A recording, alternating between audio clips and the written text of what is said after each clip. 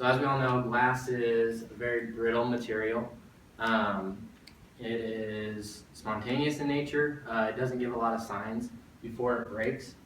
And you can kind of see that in the curve, the difference between a brittle and a ductile material. And this is kind of what we're dealing with. If you're dealing with something with like steel, that's more ductile.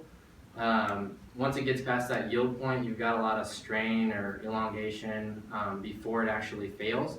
And so it's a little bit safer because you can kind of see a failure before it's happening and get out of the way or take some load off or whatever you have to do. But with a brittle material like glass, once it gets past its breaking point, it fractures and it breaks. So it's not as safe. And what that results in is it's a greater risk for public safety. It can result in some higher factors of safety to design with and some slightly conservative designs at times. And you can see that with like the difference between steel and concrete. A concrete structure is more of a brittle structure, so you get the beefier, bigger members.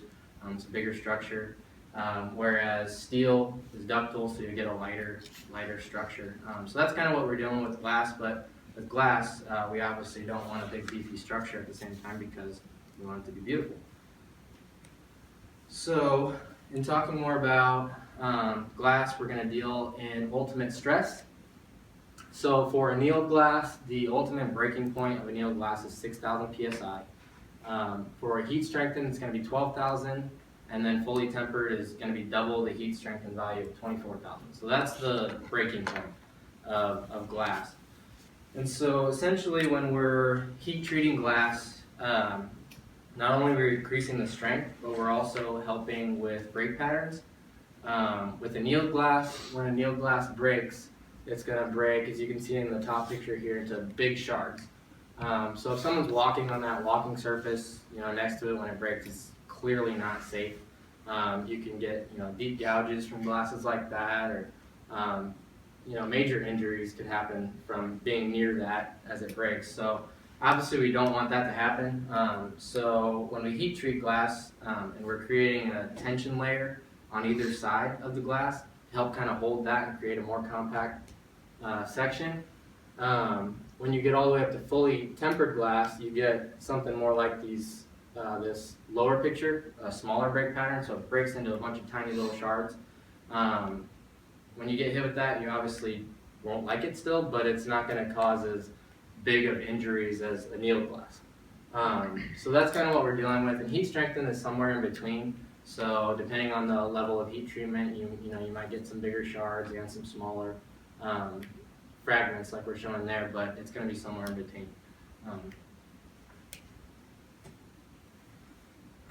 So going into the safety factors that we deal with, so starting off with those, like I said, the ultimate breaking points of glass, we also want to deal in probabilities of breakage. So these are calculated probabilities of breakage for glass, basically the amount of lights that we deem acceptable to break. If that So like for instance with vertical glazing, we're going to use a probability of breakage of 8 per 1,000 lights. So in 1,000 pieces of glass that are put up, we're calling this acceptable if up to 8 of those break. Is essentially how we deal with probability of breakage.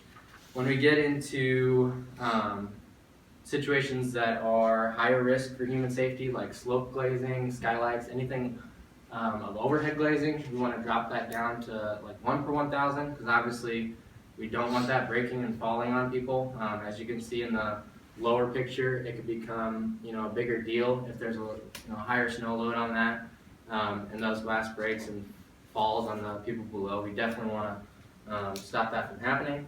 And then glass railings, mullions, animal enclosures, things that we definitely don't want to break. We're going to use probabilities of breakage of less than 1 per 1,000, because those have a high risk for human safety. And so for those, we're going to use safety factors between 4 and 10, depending on the situation. Really limit those breakage possibility. So also with glass, we want to worry about time duration factors.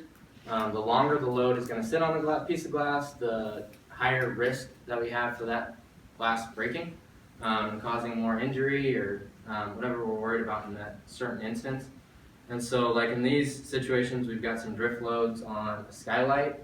If that was a glass awning or anything glass, you can see that there's a lot of load there, and that could sit there for up to a month or so. And so per ASTM, we also, not only with so basically if you're starting with a piece of fully tempered glass, you have allowable breakage of 24,000 PSI.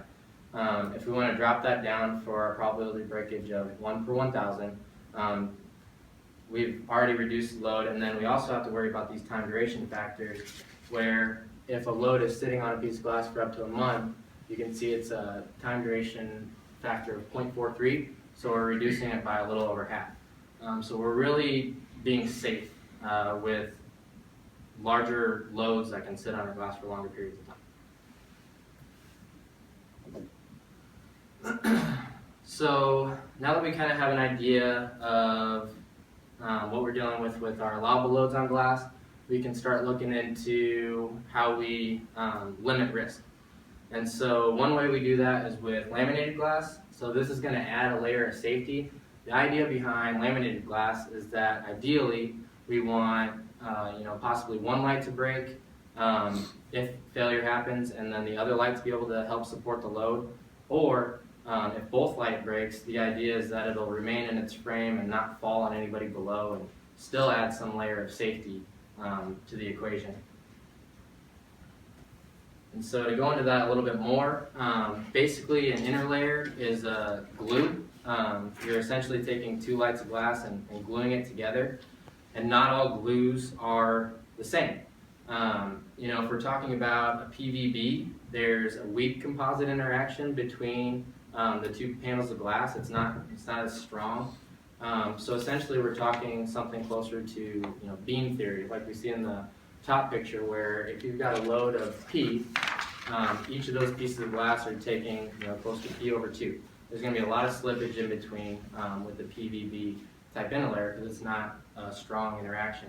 Now with SGP, it's much stronger. So you have closer to a full composite action, where if you're gluing two 1/4 inch pieces of glass together with an Century Glass Plus type structural inner layer, you're getting closer to a full 1/2 inch monolithic piece of glass. Now, something to keep in mind with inner layers it is a nonlinear type substance. So it's like a rubber, or it's a glue. So essentially, it is time and temperature dependent as well. So same with glass. The longer the load sits on it, the weaker that bond can become. You're straining the bond between the two pieces of glass, stretching it, and then also hotter temperatures. If you think you're heating rubber, it becomes more workable, which is not good for a structural situation. So we want to try to limit that as much as we can, or account for it. The image on the bottom is a really good example of a test done on 3 different railings, and it kind of shows the importance that I'm going into with inner layers. The one closest to us, you can see just an empty frame. Essentially, that was just a monolithic piece of glass that they hit with a sandbag, and as you can see, there's no glass there.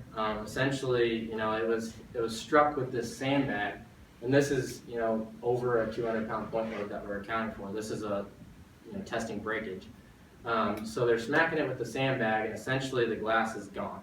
So there's whoever ran into that glass to cause breakage has fallen over the edge, or it's not a safe situation for the people on the upper surface, and then also the glass has fallen down to the lower surface. So it's not a good, safe situation. The centerpiece that's being hit by the sandbag, that's going to be a PVB inner layer. And essentially what's happening there is the glass is being broke by the sandbag, and it's not allowing safety for the people on the upper walking surface, because that piece of glass is going to break and fall over. But it does keep the glass intact, and it remains in the frame and kind of flops over, so it's not going to fall down to the lower walking surface. So it gets a little bit better. But the furthest panel You can see that's been hit by the sandbag as well and broken. And that Gas Plus inner layer is actually strong enough that it's staying vertical. So it's creating a situation where if someone has run into that, they'll have a little bit of a resistance, so they'll have some kind of rebound to keep them on the upper walking surface, and the glass hasn't fallen down to the lower walking surface. So that's kind of the big differences that you can get with the different situations for handrails. So now that we've kind of talked about our allowable stresses and went into some safety concerns, like things that we look out for. I want to kind of go into the different applications that we deal with at JEI, and we'll start with handrails. It's a big topic. Each one of these topics I'll go through some code-derived glazing materials that we have to stick to, some loading situations that we have to adhere to, allowable stress and deflection criteria. So we kind of see some of the issues that we might come up with, or some of the design concerns constraints that we deal with. So starting with handrails, glazing materials per code, we have to have a top rail that holds 3 lights together, or the glass has to be laminated. We saw why that's important on the previous slide. Now that top rail isn't just a decorative piece, it is somewhat of a structural piece. So we'll have to keep that in mind. If you're using the top rail to keep 3 monolithic lights together, that top rail has to remain in place to keep some kind of support for the pedestrians if one light is broken. So that's always something to keep in mind because it has to be designed. Loading, we're going to deal with wind load, 50 pound per foot, pedestrian load per code, so that's just people walking on the surface and leaning against the glass, and then a 200 pound concentrated load, and that's in a guard when the railing is being used as a guard. Essentially, if there's more than a 30-inch fall hazard on the other side of the railing or on the other side of the walking surface, a handrail is a guard. So we have to deal with that 200 pound concentrated load, which is someone possibly running into the glass, or falling into it, or using it as a support point. Allowable stresses, we're going to keep these down to a factor of safety of 4. So this is going to be less than 1 per 1,000 breaks, so we really don't want these to break under normal working load conditions. And so we're going to keep these down quite a bit as far as stress. Deflection criteria, there's a lot of discussion about deflection criteria for railings. There is an acceptance criteria that limits the deflection to 1 inch for pedestrian type loads. Essentially, that's just to ensure that the glass isn't too spongy when people are leaning up against it. It feels safe. It's it is a railing. But in some instances, you can use engineering judgment when designing these. Like for instance, in the top picture, that's our handrail for the Flight 93 Memorial. In that instance, for our 50 pounds per foot load and our concentrated load, we probably want to stick to 1 inch. But if our wind load gets a little bit high there, and we're using a 90-mile-per-hour wind, we're hoping that nobody's on that platform. Otherwise, they're worried about a lot more than the glass breaking or wobbling too much. And so we might be able to float that allowable deflection up a little bit, just as long as we make sure the glass doesn't break, so that we're not too conservative in our designs. Our glass doesn't get too thick. Glass windscreens and glass walls. This is very similar to a railing when you design it. If it's near a walking surface, we're still worried about the 50 pounds per foot load, the 200 pound concentrated load possibly if there's a fall hazard, and obviously wind. And then as far as glazing materials, if it's near a walking surface, we obviously want to stick to the IBC's safety glazing criteria. And then again, allowable stress, there's some engineering judgment there when designing, but if you are treating this as a railing and like our labyrinth there, people can walk and run into the glass and lean onto the glass, so we definitely want to keep our allowable stress down so that we keep breakage from happening. So we're going to use a safety factor 4. And our deflection criteria, again, very similar to railings. However, there's one extra one. If we have a piece of glass near a walking surface, we want to, per code, limit that deflection to the thickness of the glass so that no one can get their fingers in there when they lean against it and pinch their fingers.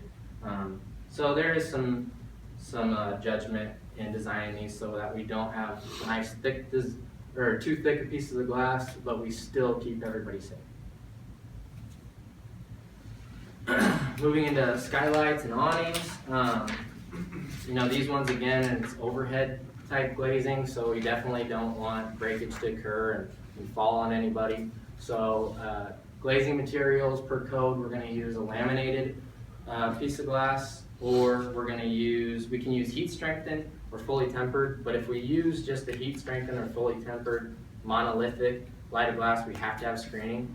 Because like we mentioned in the first slide, or the earlier slides, these will break into smaller pieces, but we still don't want those just falling on people. So the idea is a laminated piece of glass, like we said, if it breaks, it can remain in its supports, but it won't fall down on someone walking below. But with heat strengthened and fully tempered, it could fall, break out of its supports, so we want to make sure we screen that off. And so that's essentially why the code is the way it is. And then also, if it's permanently screened, there's no chance that it'll fall on anybody below, we can be a little bit more lenient with those tolerances. As far as loading, we have wind load, snow load, live load. So if birds are landing on this, or hopefully we don't have anybody hanging from it or anything, but we still want to put a live load on it, and ice loads. Like we said, glass design. If the longer the load is sitting on the glass, there's a greater risk for safety. So with snow loads, these can become a little bit thicker. These awnings, because we have higher drift loads and they can sit there for longer periods of time. So it's something to keep in mind when designing glass awnings or canopies. Allowable stress considerations, we want to keep the probability of breakage down to 1 per 100 per code, and then flushing criteria is just L over 50. For glass floors, this is where we get into some of our greater risk for public safety. So we definitely want to use laminated glass in situations like these. And we also want to start designing these for the possibility of one light being broken. Because even if we design for all situations, accidents do happen. If something is dropped on this piece of glass and breaks the top light, we definitely want to make sure that nobody's falling through the glass and causing any further injury. So we want to make sure that this glass can support the loads after one piece of glass is broken. So that's per an ASTM standard. And then as far as loading, we're just dealing with standard dead and live loads from ASC 7 for a floor system. For allowable stress considerations, we're going to use engineering judgment as far as how much we want to limit that stress. Typically, we're going to use similar to a railing because we definitely don't want those to break, so we're going to use much less than 1 per 1,000. So we're going to use safety factors of 4. And then deflection criteria, again, there's a level of engineering judgment and serviceability required when designing these. You don't want people walking around on it and feeling really spongy and moving too much.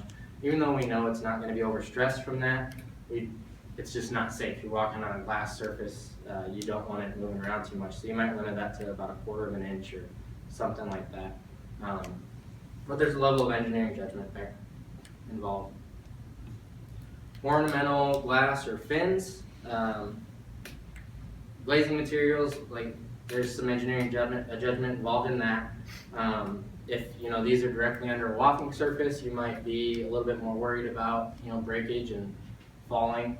If it's not, we might be able to float up our allowable loads a little bit. So these are definitely open to interpretation depending on where they're located and how much safety we're concerned with.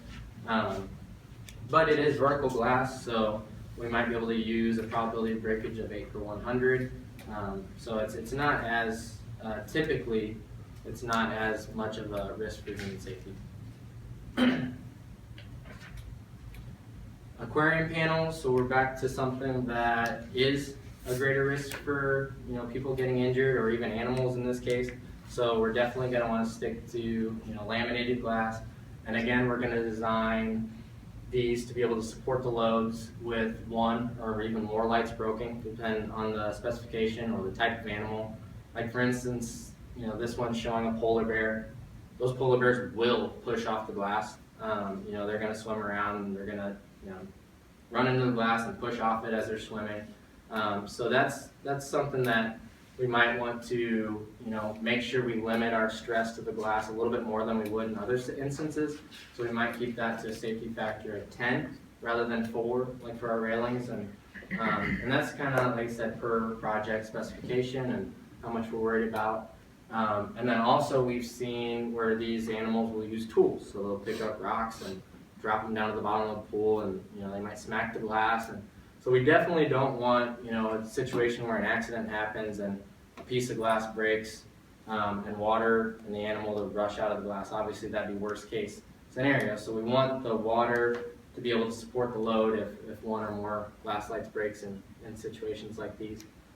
Deflection criteria, again, we have some engineering judgment there. Typically, since we're so worried about breakage and stress, those glass plies, we get enough layers in there that we're not too worried about deflection in that instance. Yeah. So now that we've gone through some of the different applications that we use glass in, I thought I'd go through some of the stress patterns that we see and kind of talk about deflection and some things that we see in design that can be difficult in nature or just things that we have to consider in designing. So these three here are showing structural glazing or captured type glazing. The picture on the upper left is showing a glass floor that we did. Essentially what you can see is happening there is we have it's a 3-side support. I guess this is a multi-span type support where the glass runs across those fins. And those internal fins are essentially kind of knives almost trying to push through the glass, so you'll see a stress riser at those fins due to the load. So it's just something we had to make sure we design for that could cause the glass to possibly be a little bit thicker. The glass to the right is a 3-sided support insulated glass unit. This is becoming a little bit more popular where we want storefront systems that don't have a mullion at your corner. So you're kind of supporting the load with just your insulated glass unit, and it comes together in a butt joint type. Looks really nice, but we definitely want to make sure we check the unsupported edge of that glass, make sure the deflection doesn't float out a little bit too far. And you can see we get some stress risers at the top and bottom. So if those spans get a little bit too high, because we don't like frame, it doesn't look nice. So a lot of times we get some really big spans between horizontals and even maybe too far of a span to our next vertical. We could cause some over deflection there. And then the bottom left-hand corner is just showing an awning that's supported on all 4 sides. This is a nice, easy situation for the most part. You still got higher stresses due to snow loads, but you're supporting on all 4 sides, which is the best situation that usually we deal with for glass. So you can kind of see we get some stress risers at the corners, and we'll have a higher deflection in the center. Pretty typical situation. Moving into continuous rails, the 2 on the left are handrails. The top is a handrail under the 200-pound concentrated load. So this is like a laminated railing. We don't have a top rail. So there's a possibility that you can have that 200-pound concentrated point load in your corner. This is one of the harder ones that we have to design for. You can see that'll create a nice big stress riser down in your bottom right-hand corner for your glass. And it's not distributed over a very large section of glass. So when doing that, you're asking a small portion of the glass to take a fairly large load. So sometimes that can cause some issues with forcing us to increase the thickness of glass. Down in the bottom here, you've got just a normal 50 pounds per foot load along the entire top rail, or a wind load, where you've got a nice long section of glass to support that load. So typically stress doesn't become as much of an issue in those situations. It's a little bit easier to design for, and you can kind of see that in the difference. You're using a full railing to support the load as opposed to up there you're using about a quarter or so, depending on how far that stretches out. And then the picture to the right is a windscreen or a glass wall next to like a walking surface, and that's just got like a wind load on it. And so basically this is where, you know, this center is going to deflect out, so you want to make sure that nobody can get their fingers in there and pinch them, or, you know, you're not breaking any sealant between the two pieces of glass if you've got, you know, pedestrians leaning on only one piece. So that's can be difficult to design for if we get some taller pieces of glass, but essentially you're dealing with a, you know, a high stress and a higher deflection at the center of the glass for that one. Now the more fun topic is point supported glass. On the left here I've got a glass awning with snow on it. In this situation it was a unique awning where we have some, you know, outrigger type supports that are connecting back to the building, and then some more point supports connecting the building at the back.